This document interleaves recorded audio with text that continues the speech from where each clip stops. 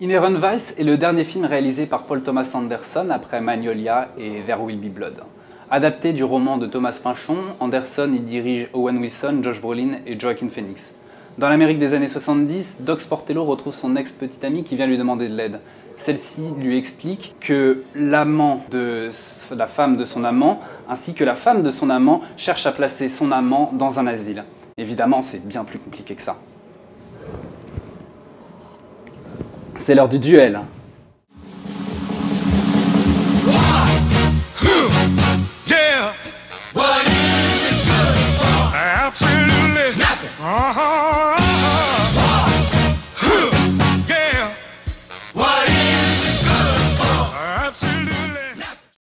J'ai rarement vu une intrigue aussi mal construite de ma vie.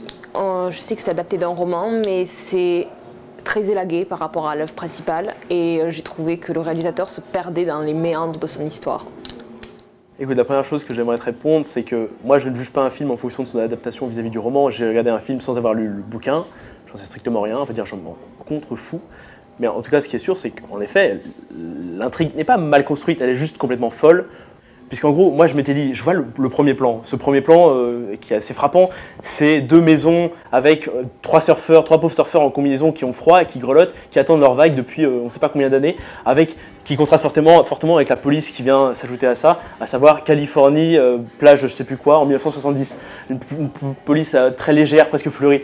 Il y a déjà un énorme contraste, une énorme tension qui va se créer à ce moment-là, puisqu'il y a une police qui évoque tout de suite le mouvement hippie, et à côté de ça, la réalité est complètement morne, complètement tristoune, qui nous propose. Et moi je me dis, ok, là qu'est-ce qu'il veut nous faire? Il va faire un truc sur la fin du mouvement hippie, je sais pas trop. Effectivement, c'est une dimension du film, je pense que tu vas être d'accord avec moi, mais avant tout, c'est d'abord une intrigue complètement, comme j'ai dit, délirante et qui part dans tous les sens. Et c'est ça qui est génial dans ce film.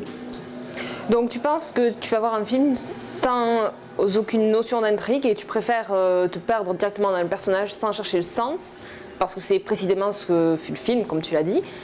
Mais d'un autre côté, c'est totalement fouillis et ce n'est pas seulement le fait de l'intrigue, mais également de la réalisation, avec la photo que j'ai trouvée très imprécise, les plans qui sont très froids. On est d'accord sur ça. Les plans sont en effet très froids, mais encore une fois, ça c'est justement pour retranscrire la réalité, encore une fois, morose de l'époque. Je veux dire, c'est pas un hasard s'il choisit de faire des plans très sobres, presque austères en fait, toujours en plan fixe souvent, avec ces dialogues qui sont filmés en contre-plongée presque systématiquement pour cette ambiance très pesante presque. Les personnages ont l'air énormes, presque monstrueux. On comprend pas trop ce qui se passe, on comprend strictement rien même. Et c'est ça qui est balèze dans ce film, c'est qu'il arrive à nous maintenir en éveil pendant 2h30. Nous maintenir en éveil, c'est beaucoup insisté quand même. Je suis d'accord qu'il y a quelques longueurs. Il y a énormément de longueurs. Le film traîne, agonise sur ces longueurs.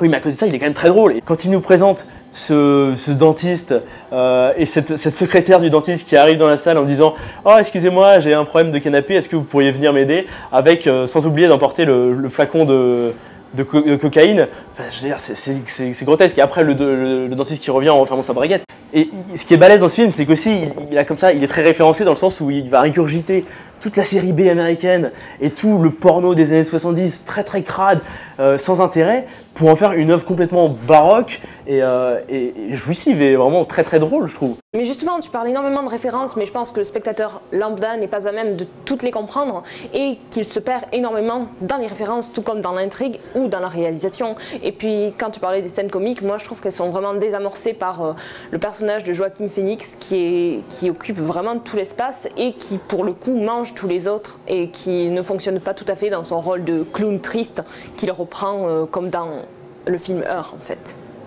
Moi, je trouve pas qu'il englobe tous les personnages, qu'il les éclipse. Moi, je trouve qu'au contraire, des personnages comme Bigfoot, il est quand même très présent dans ce film, il est caricaturé au maximum. Quand il le présente comme avec cette coupe au carré absolument improbable, ce menton énorme qui fait de lui une sorte de bête virile, il occupe quand même beaucoup d'espace. Si Bigfoot est très présent dans l'écran, je te le concède, on peut pas en dire autant des personnages féminins qui sont carrément laminés pendant toute la durée de l'histoire et vraiment, c'est vraiment une conception assez misogyne de la femme dans absolument toute l'histoire.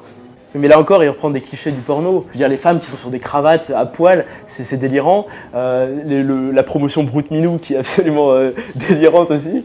On rigole beaucoup. Évidemment, c'est misogyne, mais je veux dire, de part et d'autre. Les personnages masculins sont très caricaturaux aussi. Joaquin Phoenix en premier. Mais en définitive, le film ne fait absolument rien passer au niveau émotionnel et il reste très froid, très plat. Et je pense que c'est la réalisation en long plan séquence de Thomas Anderson qui ne réussit à faire passer aucune émotion. Et s'il cherchait à dénoncer l'American Dream, on ne peut pas vraiment dire que ça atteint son buste. Honnêtement, je préfère Fincher qui dénonce l'American Dream et qui te le fait sentir jusque dans tes tripes, plutôt que Thomas Anderson qui se contente d'effleurer chaque sujet. De toute façon, c'est bien simple. Pour moi, ce film, il sent pas le café froid, il sent pas le tabac gris, il sent le LSD frelaté. C'est pour ça que je mets tapis maintenant, tu vois? C'est pour ça. Et je vais même mettre plus que tapis, je vais mettre ma montre. Je vais mettre ma bague, je vais mettre mon... Non, pas je vais mettre... Je mets tout, voilà. Qu'est-ce que t'as à dire contre ça? De toute façon, c'est de la merde. Je me suis casée au bout d'une heure et demie.